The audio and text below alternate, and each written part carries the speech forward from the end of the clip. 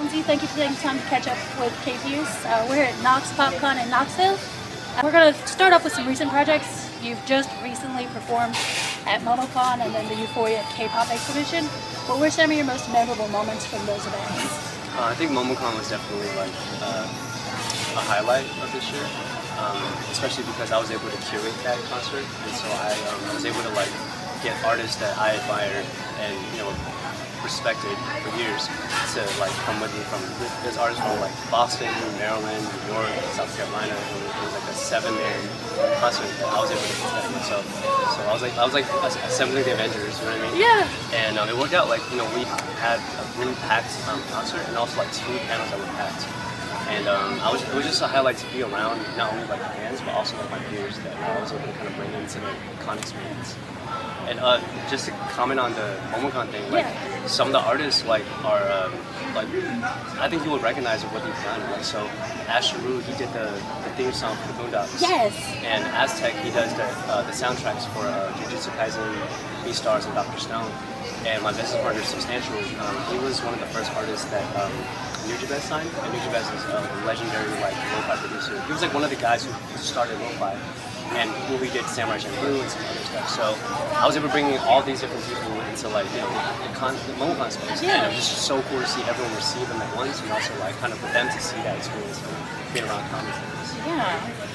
And Euphoria was great. I know I was like, oh, what it is. I'm like recollecting in real time. Yes. No. Euphoria was great just because I've never been to Corpus Christi, and it was an honor to kind of be in the same city that Selena was born and raised in. So I went to the Memorial, and it was cool to like meet the family. You often blend genres and styles. How did your recent work push your creative boundaries? So with First Time to Charm 2.0, it's really like a compilation project, but I just labeled the album because it's easier to find an album than a compilation. I think I was able to blend like a lot of genres in that, and I showed how it can work within like a project format. So I had rap, R&B, pop, and I even did like 2 new tracks. So it just shows like me as an artist, like that I'm not bounded by just one single sound, and I'm really proud of it, and I'm really excited for you guys to hear what's next as well. We're excited, and I'll be honest, like your versatility and the different genres that you do put together, that was one of the things that kind of drawn us to your music. Is there a particular message you're hoping that fans would take away from your music? I mean, I think like the sonic element, I feel like I talk about so many things. So it's just like at the end of it, it's just at the root of it is authenticity, like and just like being very personable, like to who I am, and just kind of like wearing my heart on my sleeve through my music, and just showing that like no matter who you are, you can break through and accomplish your dreams. That's kind of what a lot of the overarching themes in my songs are. It's like they doubted me and now I'm here type of vibe, How do you balance your time between music, acting, content creation, and just everything that you've got going on? I balance it by not having a personal life. Fair. I mean, I enjoy what I do so much that I feel like sometimes I just would rather be in emotion than to have like a day where I do nothing. Because I prefer being booked and busy, and I feel like even when like I feel like I have to be forced to take a rest day, and that's bad for just mental health and other purposes. But I just really enjoy what I do. I love music. I love acting. I love being booked for things. I love public speaking. How do you stay grounded and creatively motivated as an independent artist in such a fast-moving industry? I study like what's going on a lot, and I think that helps me kind of understand like what to do next. And I also know for me, like I don't want to like follow trends. I don't want to do what everyone else is doing. So I just want to see how do I fit into whatever's going on, or how do I stand out? Give us a sneak peek into what's coming next. Yeah, I definitely have a lot of music coming out. One project I'm really excited about is something I've never done before.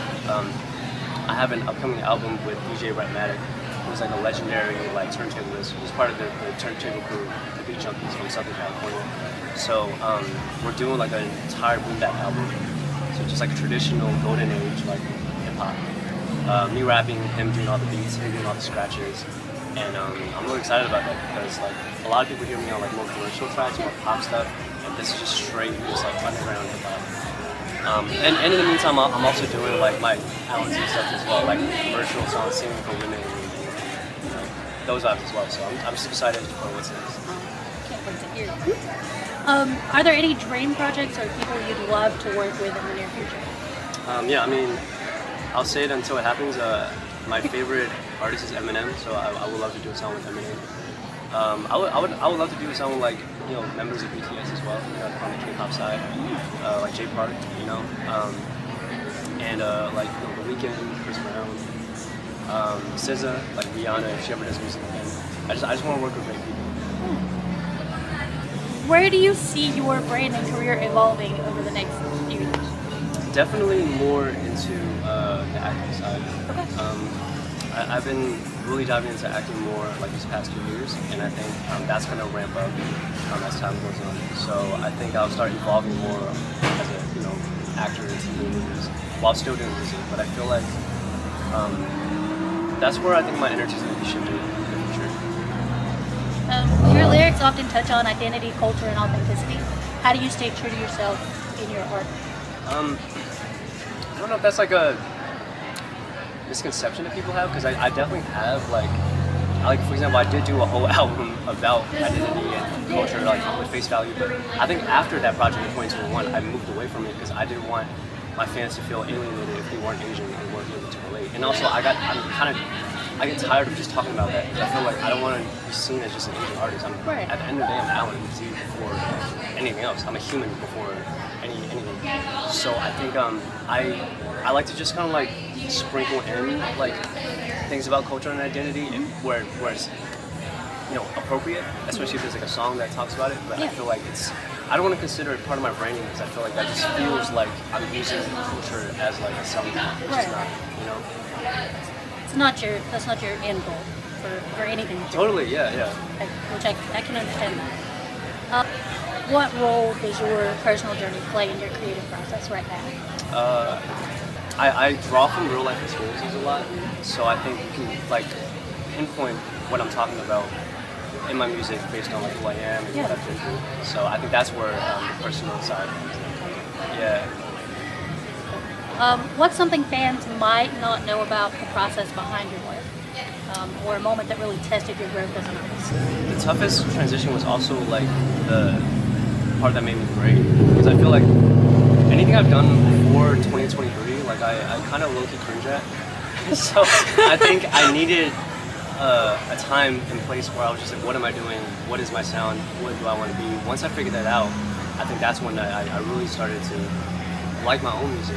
I'm just like, this is what, like, I don't care what anyone thinks, I like it, and because I like it so much, I think that energy attracted more listeners than anything. So I'm at a point now where it's like, I'm not really trying to chase a trend, I'm not really trying to chase what's hot, what's out, whatever. I just want to do me, and I know what sounds good, what resonates in my ears, and just, you know, and go from there. That's really where I'm leading from, just from the heart. If you had to describe your sound right now in 3 words, what 3 words would you choose? Authentic, palatable, Okay. and bar heavy. Okay. So we're gonna wrap up that way we don't hold you up any longer. But before we do, is there a message that you would like to leave for your fans? Yeah, I just want to say for all my fans, whether you're new or old, I love you and appreciate you, and thank you for being part of my journey, and I can't wait for you to see what's next. Thank you so much.